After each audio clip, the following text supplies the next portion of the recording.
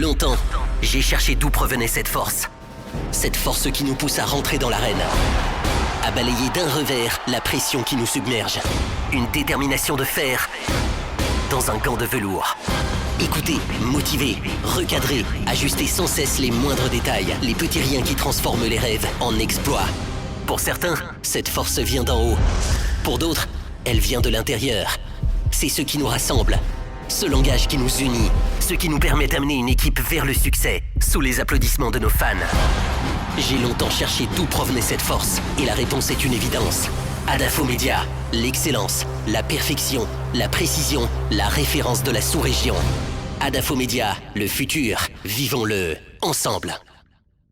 Tous les matins, vous avez accès à cette émission. Merci à vous qui nous rejoignez sur Espace TV, disponible ici en Guinée, grâce évidemment au bouquet Canal+, Canal 243. Si vous êtes à l'étranger, merci à vous tous à l'international. Continuez à réagir. Les contacts s'affichent juste en bas de l'écran. Avec plaisir, nous allons relayer vos messages ici, juste là, sur le hashtag Espace GG. Sinon, le numéro de téléphone qu'il faut composer, le 00224 657 39 13 13, avec la complicité de Poutine. Évidemment, Malissi là, il va relayer les messages ici. Merci à Alassane Diallo, l'homme de nuit, à la réalisation de l'émission. Mafata Sano, Lamine Sidibé, Nala Sidibé, très nombreux évidemment du côté de la régie. Mohamed Diaby, évidemment, il s'attaque par des médias interposés autour des événements évidemment qui ont marqué la crise sociopolitique en 2007. Les premières déclarations de l'actuel chef de l'opposition, donc n'ont pas plu donc à l'ancien Premier ministre. D'ailleurs, Kouyaté le dit sans embâche, Mamadou Sylla a besoin donc d'éléments de preuve. Les GG donnent la parole ce matin au président de l'Union démocratique de Guinée, Mamadou Sylla. Il sera en direct ce matin dans cette émission Les GG sur Radio Espace. La Guinée traverse de grands défis. Les problèmes économiques qui empêchent donc le progrès sont le fruit de la pandémie, dit le gouvernement, et la mauvaise gouvernance, accorde-t-on donc à dire dans l'opinion. Les défis sont énormes et ceux qui dirigent ne semblent pas disposés pour l'instant à rectifier le tir. C'est donc avec beaucoup de désespoir évidemment qu'on observe les blocages dans presque tous les secteurs. Si le débat autour du troisième mandat et du changement de constitution est désormais derrière nous, il n'en demeure pas moins, en tout cas, que les conséquences qui ont résulté méritent toutes les attentions. Comment sortir de la situation actuelle qui ne présage pas belle avenir? Nous posons cette question ce matin chez les GG sur Radio Espace. Analyse globale des défis qui se posent au pays autour de plusieurs thèmes d'actualité avec Khalifa Gassama Diaby, ancien ministre de l'Unité nationale de la citoyenneté. Il sera avec nous dans ce studio, mesdames et messieurs. Vous êtes très nombreux évidemment à réagir sur notre plateforme, le hashtag Espace GG, mais aussi par SMS avec ce premier évidemment, l'autre animateur de cette émission qui nous écrit ce matin, Afamou Samaka Diaby. Bonjour Lamine, bonjour à toute l'équipe. Mes sincères félicitations pour la réalisation de ce documentaire exceptionnel sur Kaloum. Cette émission découvre les vraies réalités de nos localités. Très belle émission. Au ministre Gassama, c'est évidemment Afamou Samaka qui nous envoie ce message. Très nombreux ce matin à nous écrire. On a Sinani aussi, auditeur fidèle de l'émission. Bonjour Lamine, bonjour à toute l'équipe. L'arrestation de ce monsieur est un ouf de soulagement. J'invite donc les autorités guinéennes à l'extrader du côté de la Belgique, qui purge sa peine à la hauteur de ses crimes. Merci aux autorités guinéennes pour cette arrestation. Merci à toi aussi, mon cher ami. Sinani du côté du RPG Arc-en-Ciel. On reste dans le sillage, cette fois-ci sur Twitter. Très nombreux ce matin à nous écrire de ce côté, avec Excellence Timbo le Guinéen qui nous écrit: Poutine, si vous le voulez bien. Bonjour les GG, bonjour à toute l'équipe. Par rapport aux différentes sorties de Mamadou Sylla ces derniers temps pour attaquer de façon directe l'opposition, étant donné que c'est lui qui est le chef de file, il devrait utiliser son titre pour réunir l'ensemble des acteurs politiques. C'est Excellence Timbo qui nous envoie ce message. Paté Kourou Diallo qui nous écrit: salut, bonjour LG, bonjour à tous, félicitations Lamine pour le documentaire version Kaloum. Pour le cas des DG, il faut signaler qu'il n'y a aucun système mis en place pour découvrir tous les domiciles. Les branchements clandestins sont trop haltes hashtag espace GG. Mamadou Dia au Guinée, auditeur fidèle évidemment qui nous écrit également. l'EDG doit impérativement sensibiliser la population liée au délestage du courant et à l'incommodité de certains matériels pour éviter donc les incendies récurrents et surtout prendre des mesures punitives contre ceux-là qui s'adonnent aux installations clandestines. On reste avec Ousmane Le Noble également qui nous écrit: bonjour à toute l'équipe, les employés des DG ne répondent pas aux appels de la population qui est dans le besoin en temps réel. C'est pourquoi la population est obligée d'être en contact avec les techniciens qui sont dans les quartiers pour bénéficier donc d'un réglage. On reste toujours dans le sillage avec cet autre aussi qui nous écrit du côté de Pita. Fodé Abbas Yula qui nous écrit: bonjour les GG. Je me souviens qu'à un moment, un camion illicite a disparu, il veut dire, donc, et silence radio jusqu'à maintenant. Mais je me demande comment ces produits rentrent sur le territoire guinéen. Il pose la question. On reste avec Noumou également qui nous écrit: bonjour les GG, bonjour à toute l'équipe. C'est très compliqué de finir avec cette affaire de médicaments. On entend toujours des saisies, mais on nous dit jamais qui est derrière. Et voilà, c'est Noumou qui nous envoie ce message. Amara Bangoura également sur Twitter nous écrit: bonjour les GG, le commerce illicite des médicaments en Guinée n'est pas un phénomène récent. Quand ça va s'arrêter? Le département qui lutte donc contre ce trafic doit faire preuve d'existence. Ce fléau est à la base d'apparition de plusieurs pathologies dans le pays. Hashtag espace GG. Youssef Kaba également qui nous écrit sur Twitter: bonjour les GG, la vente illicite de médicaments est un fléau qui doit être combattu avec la même énergie que le narcotrafic. Beaucoup de médicaments pourraient jouer le rôle de la drogue. Pour contrôler donc leur consommation, ils ne doivent se vendre qu'en pharmacie et sur ordonnance. Hashtag espace GG. François Premier, lui il s'appelle comme ça sur Twitter: bonjour les GG, les maux dont souffre la Guinée sont dus donc au laisser-aller. Sinon, comment est-ce que nous pouvons tuer ces citoyens avec des produits bas de gamme, parfois même prohibés? Médicrime ou pas, nous voulons des sanctions. Hashtag espace GG. Camara aussi sur Twitter, ils sont trop nombreux, encore 2 minutes. Bonjour à toute l'équipe. Tous les violeurs là doivent être condamnés à la peine de mort. Il est très dur, lui. C'est vraiment ignoble, ces actes de viol sur les enfants qui deviennent de plus en plus nombreux. Hashtag espace GG. Lui, c'est Albra Bar qui nous écrit sur Twitter: bonjour les GG, bonjour à toute l'équipe. L'apocalypse est grandissante dans ce pays. À mesure de penser donc ces plaies, on les intoxique davantage. Ce secteur a besoin d'une réforme stricte, surtout la réglementation du commerce des médicaments. Que Dieu sauve notre pays, la Guinée. Sekoumar Bolé également nous écrit sur Twitter: bonjour les GG. En cette période de l'année, c'est quand il n'y a pas de dessert en électricité que nous allons nous étonner, parce que nous sommes déjà habitués à la desserte en cette saison. Et DG ne peut pas communiquer parce qu'il n'y a rien à dire. Nous le savons tous. Hashtag espace GG. On reste dans le cet autre aussi, Adama de Myriam, qui nous écrit sur Twitter, hashtag espace GG, bonjour Lamine, il est vraiment important que la justice guinéenne prenne cette affaire de viol avec rigueur. Si le monsieur est coupable, pour qu'il soit un exemple pour tous les autres, rien ne justifie le viol, surtout avec les mineurs, c'est un vrai crime.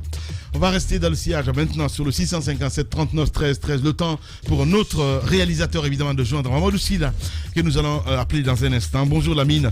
Attention, les présumés innocents. Voilà, lui me dit ce matin. Donc la justice de faire la lumière. Merci. Malheureusement le message n'est pas signé. Il nous écrit du côté de Paris.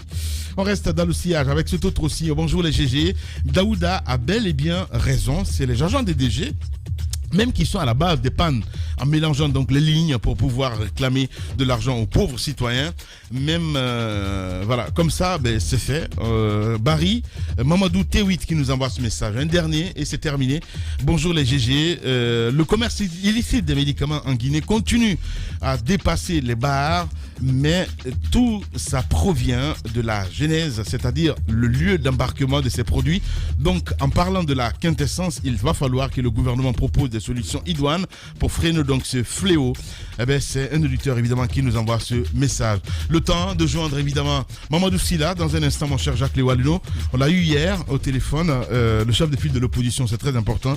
Quand même préciser, tout est parti d'une interview qu'il a accordée à nos confrères d'Africa Guinée, où il est revenu sur un pan de l'histoire de notre pays. Il s'agit bien entendu des événements de janvier-février 2007 et qui ont abouti à la mise en place du gouvernement de consensus. Ouais. Il y a bien des choses qu'il a dites à l'intérieur concernant le président du PDN. Évidemment. Il l'a dit aussi ici, Mamadou Sylla. Oui, qui est devenu à la suite donc de ces événements Premier ministre. Qu'il a joué, il est allé jusqu'à dire que c'est son stylo qui a signé le décret et qu'il y avait eu des tractations entre lui et puis Kouyaté qu'il ne connaissait pas par ailleurs. Et puis finalement, il a pu convaincre, selon ses propres dires, le chef de l'État d'alors à le choisir. Donc au-delà de ce que nous avions compris jusqu'ici, puisque tout le monde a compris qu'il y avait une certaine pression, le président était invité à prendre ce décret pour nommer un premier ministre parmi les trois qui lui avaient été proposés. Lui, il nous sort comme quoi il y a trois qui étaient proposés à Kouyaté, qu'il aurait joué un rôle. Justement. Et il est important qu'on évidemment, on appelle ça comme ça en politique, mon cher ami. Allez, en direct ce matin, et là, Mamadou Sylla. Les grandes gueules. Bonjour, monsieur le président. Bienvenue sur Radio Espace. Bonjour, grande gueule. Bien. Alors, merci d'intervenir chez nous ce matin. Nous partons de cette polémique qui a été créée suite à votre intervention. Cette interview, justement, vous l'avez révélée chez nous ici, mais aussi chez nos confrères d'Africa Guinée. Le rôle que vous avez eu à jouer, justement, dans la nomination de M. Lansana Kouyaté, l'intéressé dément carrément toutes les informations que vous avez données. Comment vous y réagissez? Bon, je regrette beaucoup. Parce que je pensais que c'est un homme, et je ne le connaissais pas avant, c'est vrai. D'abord, comment l'affaire est venue, et puis c'est africaguinée.com, la personne de Diallo, n'est-ce pas, Diallo, qui sont venus m'interviewer pour d'autres choses. Mais à chaque fois, le nom de Kouyaté venait, ça venait, bon, je ne voulais même pas répondre et tout ça. Après, ils m'ont demandé, mais comme je suis un homme public, je suis obligé de quand même satisfaire, n'est-ce pas, les journalistes. Et en passant, j'ai dit oui, c'est la vérité, et ça a été passé comme ça et tout. Donc, alors, moi, je vous dis aujourd'hui, je suis très, très surpris, n'est-ce pas. Je savais que Kouyaté, c'était un gros menteur. Et c'est après que, n'est-ce pas, qu'il est venu, parce que je ne le connaissais pas avant. Et il oublie le jour dimanche, 2007, il m'a appelé au téléphone. Et moi, je dis toujours que mes témoins encore vus, sont là, vus. Les jours qu'il m'a appelé nuitamment, j'étais avec Kera, le ministre Kera, j'étais avec la femme, comme on dit, c'était Acha. Oui, à sa compter.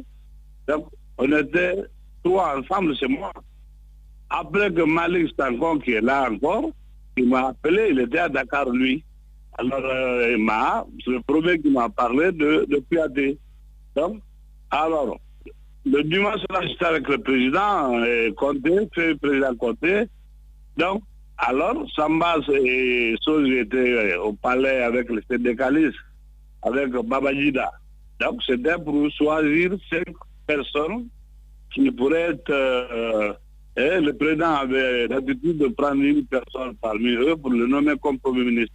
Donc, le choix est fait par syndicats et toutes les sociétés civiles, mais c'est toujours le président qui doit nommer. Il doit choisir entre les 5 là.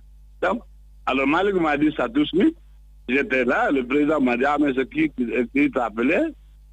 J'ai dit, on vient de m'informer qu'au palais du peuple qu'on a écrit que les Babajida et ceux qui ont reçu de choisir 5 personnes avec les syndicats. Bon, alors, c'est comme ça. Après Malik, quand il m'a informé, moi, je parlais de ça avec le président Et puis, la nuit, c'était dimanche, directement, je suis venu. Et puis, Kouyaté m'a appelé la nuit. Il n'y en a pas, promesse, il n'y en a pas ce qu'il ne m'a pas fait au téléphone.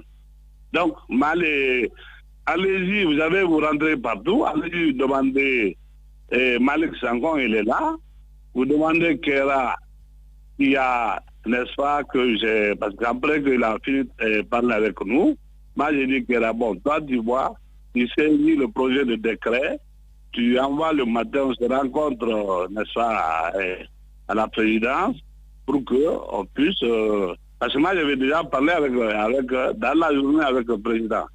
Et le témoin, encore que je peux vous dire, vous allez vous rentrer partout, allez demander le professeur Alpha Condé, qui est actuel président de la République, qui m'a appelé lundi, avant que j'arrive au palais, au petit palais, voir le président. Il a appelé la première fois que je parle avec lui. Ce jour-là, il a appelé mon ami qui est Salf Super 2, qui est là aussi. Avec le téléphone sur là, il a dit, où est ton ami? Il y a une urgence, il faut tout faire pour que vous puissiez aider, qu'il puisse aider, que le président Conte puisse nommer, n'est-ce pas, Kouyaté, parce que ce que moi j'ai pu faire là-dedans, j'ai fait, mais il faut dire à ton ami. Salf dit, tiens, il est même à côté de moi. Salf, il passe, il me passe.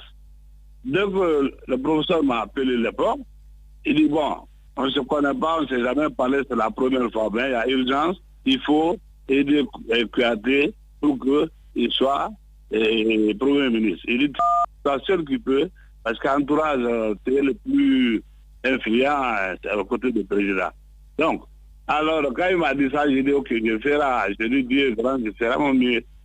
Et le dimanche nuit, là, déjà, quand j'ai fini de parler avec Kouyaté, maintenant, donc, je dis, bon, il n'y a pas de problème. Je dis le matin, je dis à Kouyaté, j'ai dit lundi matin, lundi jusqu'à 20h30, le fin de journée, si tu n'entends pas ton nom, et en fait, si la nomination, tu n'es pas nommé Premier ministre, à ce moment, ce n'est pas moi qui a fait, c'est pas moi qui t'a aidé. Mais si lundi journée, tu es nommé, il faut savoir que c'est moi. C'est moi qui ai intervenu. Bien. On est d'accord pour ça. Ouais. Donc, alors, moi, je suis parti après lundi vers 14h comme ça. J'ai vu le président, j'étais avec encore, n'est-ce pas, l'autre là, j'étais avec Kera, avec Assa en question. C'est pour vous dire que le projet de décret est préparé par Kera, mais on n'a pas passé par... Parce que si on passait par le secrétariat général à l'époque, ça pourrait compliquer parce qu'il y avait beaucoup de gens qui aidaient. Chacun aidait à un des candidats, parmi ces 5 candidats. Hayasima ou aider, n'est-ce pas, la femme de présidence, un de ses femmes, voulait jouer et aider, lui aider, elle, il aidait sur, n'est-ce pas, Béa. Donc, alors, Béa qui est à Rome et tout ça là-bas. Voilà. Alors, moi, je pense que je donne tous ces témoignages-là que vous puissiez demander. Mais je regrette beaucoup. Vous savez, chacun a ses descendants, nous tous. Et moi, les Kouyaté, je connais les Kouyaté, les hommes fidèles. Oui. Les hommes bien, qui ne mentent pas. Ouais. N'est-ce pas? Les hommes qui ne sont pas ingrats. J'ai trouvé tout ça à Kouyaté, là c'est à Kouyaté. Il est ingrat, il n'est pas reconnaissant. Et comme il dit qu'il va faire des mémos, n'est-ce pas? J'attends qu'il fasse un mémo.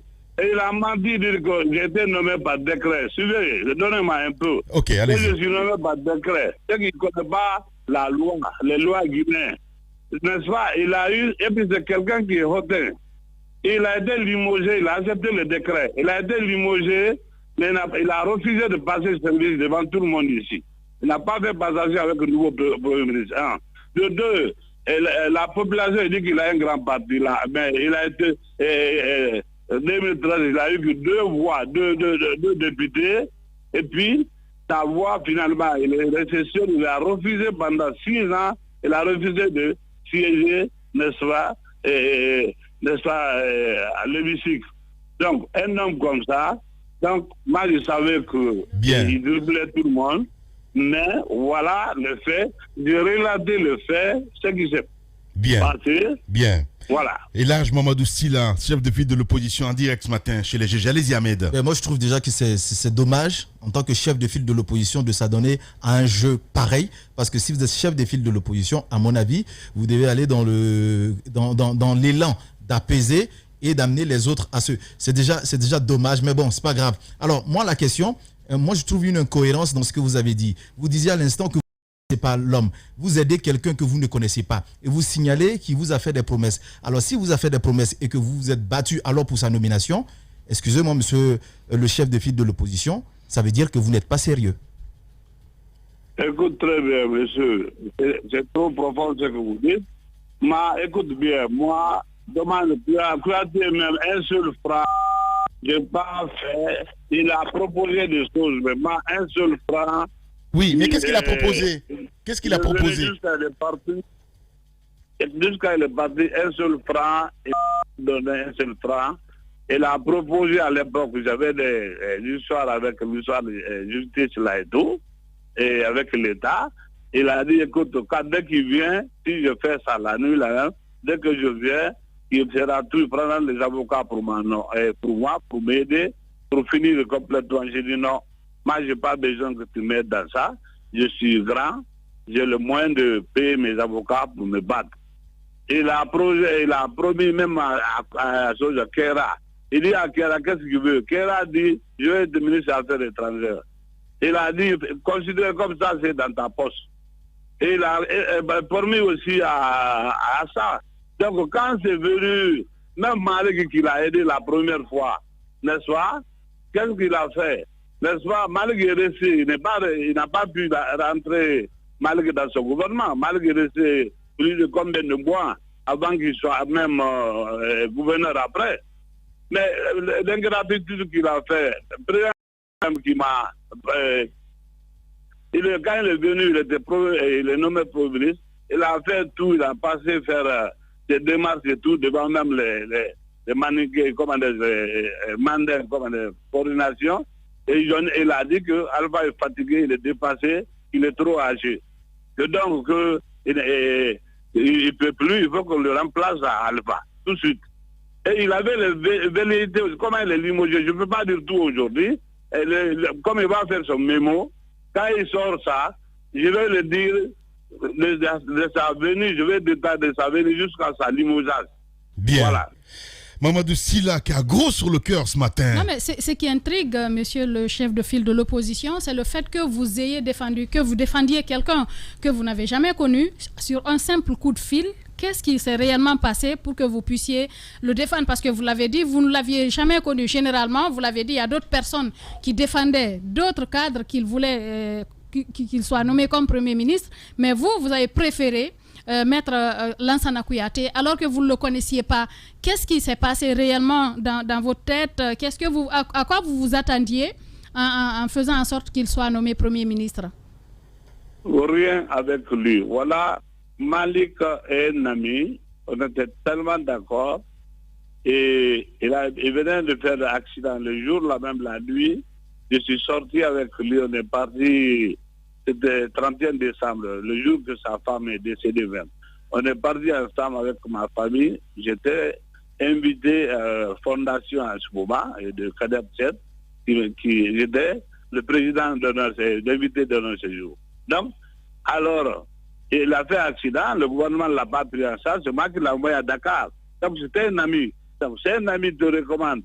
Et en même temps, j'ai demandé au président quand il est sur place, j'ai dit, mais est-ce que tu connais Kouyaté?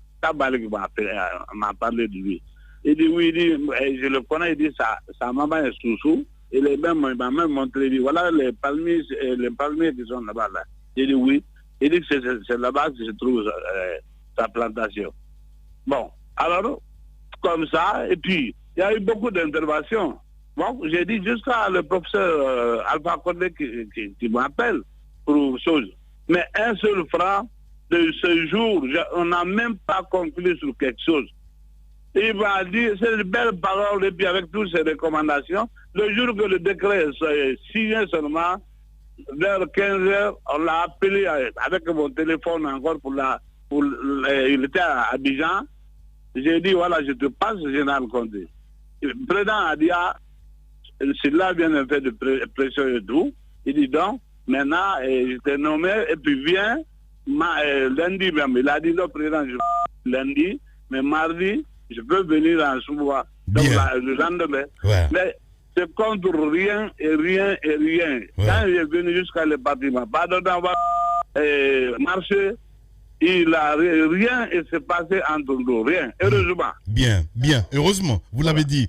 Bah, allez-y, Daouda. Alors, Mamadou Sylla, pourquoi c'est aujourd'hui vous essayez un peu de rappeler tout cela quand on sait que du camp de Kouyaté, on estime que 3 fois il lui a été proposé le poste de Premier ministre, mais il a refusé. Alors, à leur avis, vous n'avez rien apporté. Niveau. Archi faux, celui qui dit ça aussi c'est archi faux. Hein? Je vais vous dire ça. Moi, la première fois, je vais vous dire, moi j'ai entendu de lui quand il était CDAO. CDAO, il était secrétaire général, là où Samba s'est venu après. C'est Samba qui l'a remplacé. Quelqu'un m'a dit, on a un cadre qui est à Lomé. Il dit que c'est bon, parce qu'on avait des problèmes de Premier ministre et tout ça. Mais une fois, j'ai rappelé il paraît qu'il y a un cadre qui est à Lomé, à Abuja. Donc, il est bien, et il est secrétaire exécutif de CEDA. Quand j'ai dit, est-ce que tu le connais? Il dit oui, il dit, mais tu sais pourquoi je ne veux pas le nommer? Il dit, si je le nomme, le peuple de Baniké ne va pas l'accepter parce qu'il est Kouyaté. Comme ça, le président m'a dit, je suis à côté du Coran comme ça là. Donc, il m'a dit ça, j'ai dit ah bon, il dit oui, donc j'ai laissé tomber son cas. C'est après seulement quand, parce qu'on était obligé de prendre entre les 5 là. Les 5, on a passé le dossier de tous ces 5 là, on a trouvé qu'on pense qu'il était moins de problèmes. On pense qu'il allait être mieux parce que sa maman était sous-sous, on disait c'est Moussa Dinara, Moussa Dinara. Voilà, c'est tout ce qui a animé. Sinon, c'est pas, il n'a jamais, le président a refusé de le nommer parce qu'il dit que les gens ne vont pas accepter que c'est un Kouyaté. Non, de Kouyaté qui ne nomme pas. Voilà. Donc c'est faux. Jardani dit ça, que le président l'a proposé. Ouais. Personne n'a proposé. Bien. Il est venu chercher ça plusieurs fois ici. Ouais. Et il a mis même les Ali Sari là-dedans et tout, pour que ce soit Premier ministre. C'est quand même il est parti par surprise. Quand les gens ont choisi, par surprise, maintenant, moi, je rentrais en contact avec lui et qu'il a été nommé. Le président n'a jamais proposé. Ça, c'est la vérité. Bien, votre vérité. Merci beaucoup, en tout cas, Elhadj Mamadou Sylla, d'avoir accepté notre invitation ce matin. On va essayer de voir un petit peu dans le cours si demain on peut avoir Kouyaté dans cette émission. Merci beaucoup, monsieur. Mais je vais revenir. Je n'ai pas fini. J'attends. Il dit qu'il va faire son mémo. Moi aussi, je me prépare. Ouais. Comme un ingrat, Dieu même a dit qu'il faut le dire, que si l'ingrat le dit, c'est ingrat pour ne pas qu'il fait à d'autres personnes. Voilà. Waouh. Bien. Il se passe dans la vie politique tant d'événements inattendus, bizarres, que la Guinée paraît fumer la moquette. Chez les GG, la politique, vie de société, les grandes gueules, pour l'intérêt de la Guinée. Le savoir à l'heure ce matin dans notre émission Les Grandes Gueules. Évidemment, merci à vous qui nous rejoignez maintenant sur Radio Espace. Forcément, l'émission sera jusqu'à midi pour votre plus grand bonheur, mesdames et messieurs. Merci à vous tous qui nous rejoignez maintenant sur Radio Espace. Khalifa qui s'est déjà installé. Monsieur Diaby, bonjour et bienvenue sur Radio Espace. Bonjour à tout le monde. Voilà. Merci de nous rejoindre dans cette émission. Déjà, on vous prend sur le coup de l'actualité. Les bisbis, déjà, vous avez écouté à l'instant Mamadou Sylla, Lansana Kouyaté. On ne comprend pas trop ce qui se passe. Qu'est-ce que ça vous inspire tout ça? Écoutez, dans un pays où les gens n'ont pas de quoi manger, n'ont pas de travail, n'ont pas de liberté, n'ont pas de quoi s'occuper de leur santé, les jeunes n'ont pas de travail. Les femmes souffrent. vous croyez vraiment que ces conneries-là intéressent les Guinéens? Ça n'intéresse pas les Guinéens. Ouais. Alors, j'ai aucun commentaire à faire dessus. Bien. Parler de l'actualité, l'actualité politique, vous suivez d'ailleurs, que vous vivez également parce que vous êtes ici en Guinée. Qu'est-ce que vous pensez aujourd'hui? On est dans le 3e mandat, qu'on appelle le premier mandat de la 4e République. Après le recul, quelle analyse, quelle réaction vous faites de ce nouveau mandat du président Alpha Condé? Ouais. Ben, écoutez, réaction par rapport au processus. Le processus global, c'est une réaction de tristesse pour le pays, de peine, de beaucoup de douleur personnelle, de voir un pays qui a de potentialité et qui soit jusqu'au jour capable de construire un destin collectif et un avenir qui soit quelque chose d'heureux et de paisible pour chacun d'entre nous. Ouais. Ce pays va mal. Nous reculons, nous sommes incapables de dessiner quelque chose de prospère. Nous sommes incapables de vivre heureux. Nous sommes malheureux dans ce pays. La faute aux intellectuels que vous êtes. Non, d'abord la faute aux gouvernants. Ouais. La faute d'abord aux gouvernants. C'est pas rien d'être gouvernant. Quand on est gouvernant, on doit accepter la responsabilité de l'état du pays. Ouais. Et bien entendu, la faute, elle est beaucoup plus grande. Ouais. Mais la principale, l'essentiel, c'est ceux qui gouvernent. Ouais. Il y a quand même, il faut le rappeler, quelque chose d'essentiel. La politique, c'est pas quelque chose de désincarné.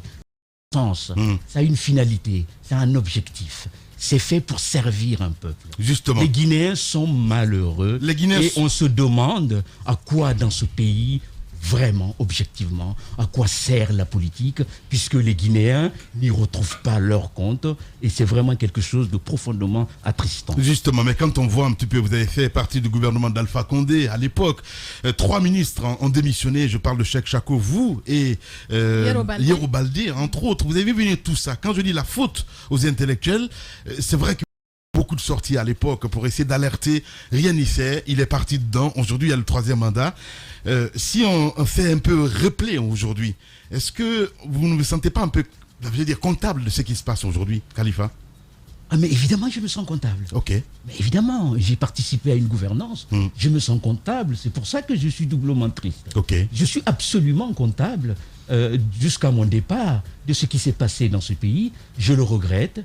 Nous n'avons pas pu, et je pense que je ne suis pas le seul, il y a eu d'autres probablement dans le gouvernement, il y a eu des gens de bonne foi, des progressistes, ceux qui voulaient être fiers de ce pays, construire une nation qui soit grande. Vous regrettez quoi exactement? Votre nomination ou... Non, je regrette peut-être de ne pas avoir pu faire tout ce que j'aurais aimé faire pour ce pays. Ouais. Et peut-être comme de nombreux Guinéens, partout où ils se retrouvent. Et bien entendu, j'assume cette responsabilité avec beaucoup de tristesse. Mais pour revenir à la question sur les intellectuels, là où vous avez parfaitement raison, sur la responsabilité des intellectuels, c'est le fait que les intellectuels aient abandonné l'espace public aux politiques. Justement. Et qu'ils aient tout politisé dans ce pays. Ouais. Il n'y a plus de rationalité. La seule vérité qui vaille en Guinée est la vérité politique. Et cette vérité politique, il y a 2 camps. Il faut choisir son camp. Les citoyens sont sommés, ceux qui sont attachés à la liberté, ils sont sommés d'avoir un camp. Alors qu'il n'y a pas que 2 camps en Guinée. Il n'y a pas la mouvance et l'opposition, il y a un camp encore plus essentiel. C'est la nation guinéenne, c'est le peuple de Guinée. Et de ce point de vue-là, le fait que les intellectuels, il faut quand même reconnaître que dans l'histoire de notre pays, les intellectuels ont payé les prix extrêmement élevés dans ce pays. C'est vrai. Ouais. Mais il faut qu'il y ait le courage de continuer à donner aux Guinéens d'autres formes de vérité qui ne soient pas la vérité politique et politicienne. Oui. Le savoir. Écoutez l'espace public, regardez les débats. Matin, midi et soir, du lundi au lundi, c'est de la politique. De la politique. Nous avons des historiens, des philosophes. Permettez-moi de rendre un hommage grand et appuyé à Djibril, qui fut pour moi comme un père. C'est un homme pour lequel j'avais énormément d'affection et de respect. Un grand monsieur. Il y en a encore d'autres aujourd'hui qui vivent encore, qui ont pris de l'âge, qui sont d'ailleurs probablement beaucoup plus à l'intérieur du pays.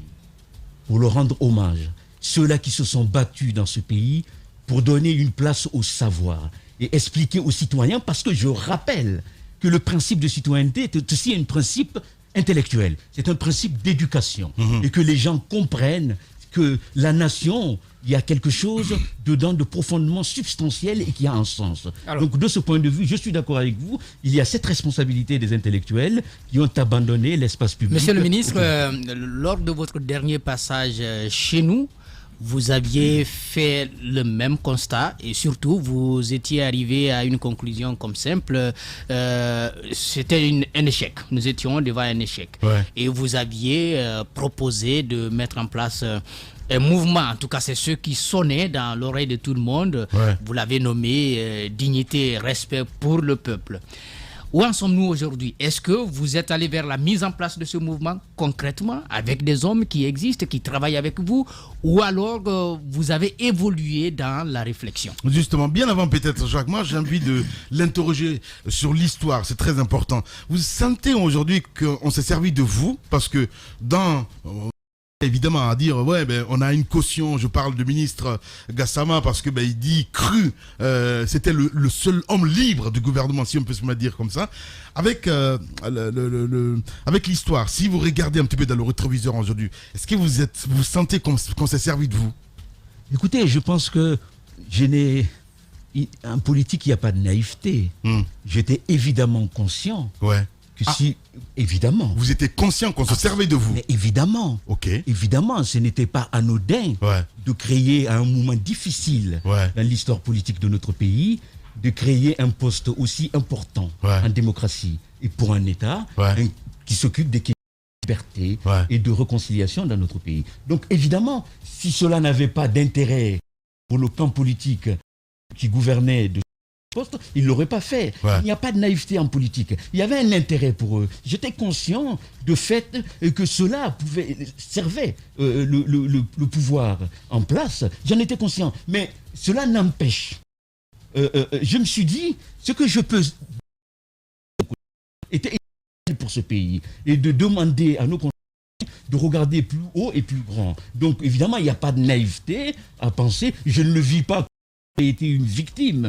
Je n'ai pas été une victime. J'étais conscient du fait que ma parole, ma voix à l'intérieur et à l'extérieur de notre pays pouvait servir aussi le pouvoir. Mais de l'autre côté, et c'est ce qui m'a le plus motivé, j'ai pensé que je pouvais aussi servir mon pays, ma nation. Donc de ce point de vue-là, tout acte politique qui est posé a derrière une finalité, un objectif. Oui. Donc, revenons à la question de Jacques. Alors, vous avez tout à fait raison. Que ce constat. D'ailleurs, je voudrais rappeler, si me permet. Allez-y.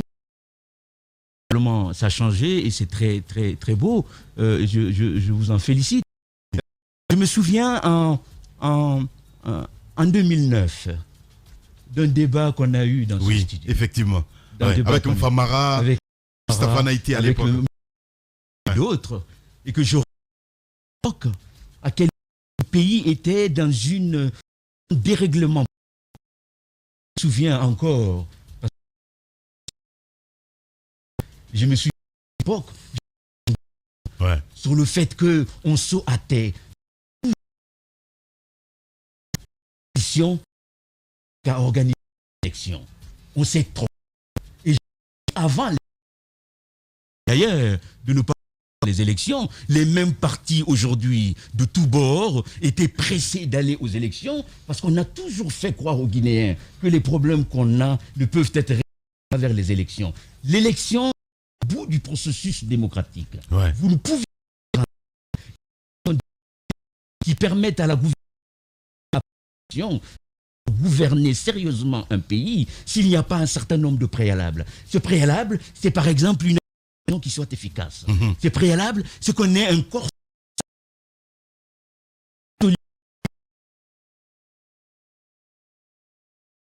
de pays dans un fossé communautariste et haineux. On le voyait. Et à l'époque, ici, je le disais, dans votre studio, on lui dit, et les mêmes politiques disaient, non, tout ce qui les intéressait, c'est fichier, allons aux élections. On a profondément blessé ce pays.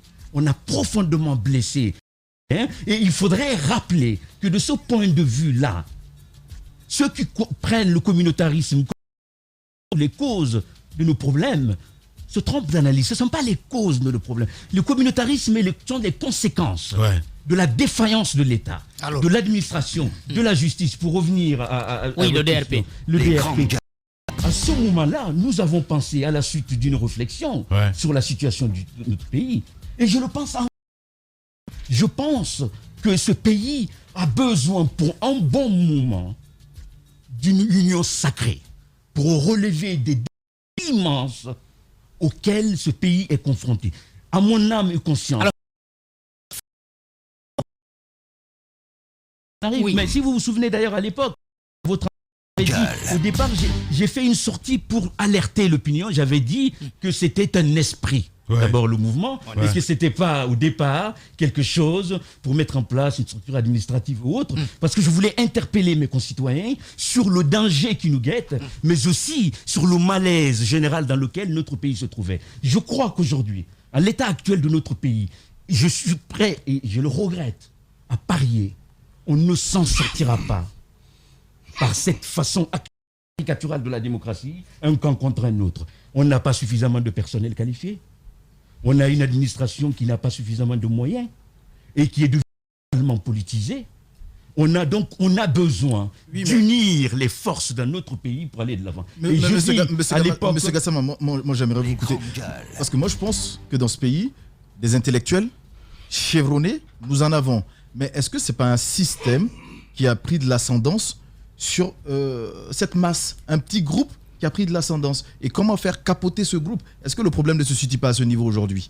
Parce que ce système, il faut le dire, il est aussi que ce qu'on appelle démocratie. Et il y a quelque chose d'assez extraordinaire. C'est que nous entendons, d'ailleurs chacun d'entre nous, c'est le système. Le faire porter la responsabilité de la situation du pays. Ce qui est en théorie vrai.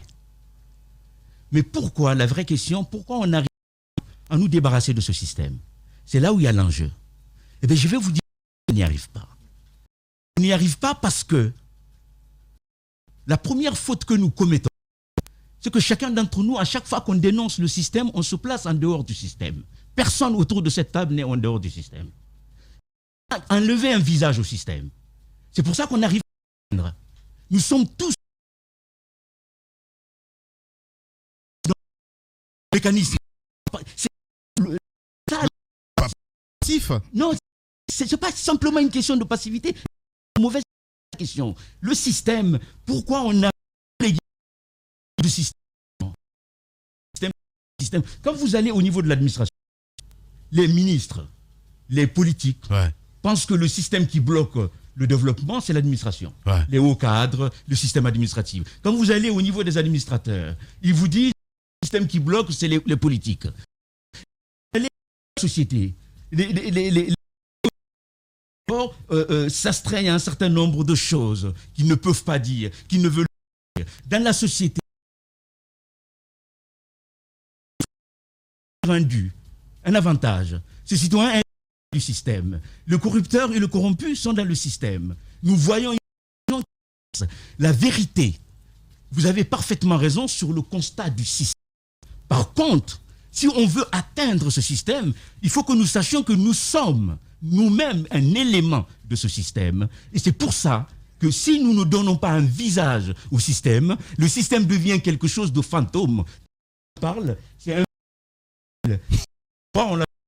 Il faut donner un visage au système, mais le système, c'est l'ensemble de nos attitudes, de nos habitus, et les citoyens, et les gouvernants, et les gouvernés. Si chacun d'entre nous se remet en cause, ou à chaque fois avant de poser un acte, se demande si cet acte ne sert pas la pérennisation du système, en ce moment-là, on donnera un visage au système, et quand quelque chose a un visage, on peut plus facilement le combattre. C'est vrai que vous compreniez que tout le monde, chacun de nous, est élément de ce système, mais il y a aussi l'incarnation de ce système. Ceux qui sont au pouvoir, les gouvernants, c'est à eux de tenter de rompre le cours de ce système. Comment vous pouvez être un citoyen lambda et vouloir arrêter le cours du système? Vous avez parfaitement raison. Mais pourquoi voulez-vous que ceux qui gouvernent arrêtent un système qui les sert? Ils n'arrêteront pas. Ce système est là justement pour eux. Mais il ne faut pas se leurrer. On a l'impression qu'il y a un individu en Guinée qui a une capacité magique à en finir avec le système. Lui-même, parfois, est l'élément, un instrument, une victime du système. Ce que je veux dire, vous avez raison, il n'est pas question d'absoudre les gouvernants de leurs responsabilités. Cela est un principe de base qui n'est pas discutable. Mais seulement, on parle de questions d'efficacité dans la lutte contre le système. De ce point de vue-là, si on veut combattre le système, évidemment, la place que vous occupez, vous, dans le système en tant que citoyen, est différente de la place d'un dirigeant qui a un pouvoir de décision. Mais chacun d'entre nous, par nos faits, prenons quand un responsable religieux qui parle au nom de Dieu et qui fait des prêches et qui, dans ses prêches, par presque une espèce de processus d'autocensure, n'ose pas évoquer dans ce pays l'injustice, l'arbitraire, la violence, la pauvreté, la destruction de l'environnement, le fait que ceux qui gouvernent sont redevables du peuple. Et quand on le fait, on sert le système. Donc une démission collective. Non seulement une démission, mais j'allais dire c'est quelque chose de presque inconscient à un certain niveau de vue. Pas peut-être au niveau des responsables religieux, sociaux, politiques, administratifs, mais pour les citoyens. Quand vous servez, quand vous allez dans une administration, vous êtes un citoyen. Vous payez pour obtenir quelque chose que la loi ne vous permet pas d'obtenir. Vous entretenez le système. Bien. Mais en même temps, vous êtes victime de ce système-là. Donc notre travail, et peut-être le travail des progressistes, c'est d'essayer aussi d'ouvrir les yeux du peuple sur l'engrenage infernal dans lequel il se trouve et de lui rappeler que sa complicité est aussi indiquée et qu'il faut qu'il veille sur ce qu'il fait ou ne fait pas pour nourrir le monstre. Et Bien. le monstre, c'est le système. Voilà, Khalifa Gassama Diaby, notre invité ce matin chez les Grandes Gueules sur Radio Espace Guinée. Est-ce qu'il est membre d'une société secrète? L'autre question que nous allons poser évidemment au cours de la prolongation. On revient à 11h. Radio Espace Guinée. Le son des îles paradisiaques à Roum, Los, sur 99.7. Radio Espace. La radio au cœur des îles.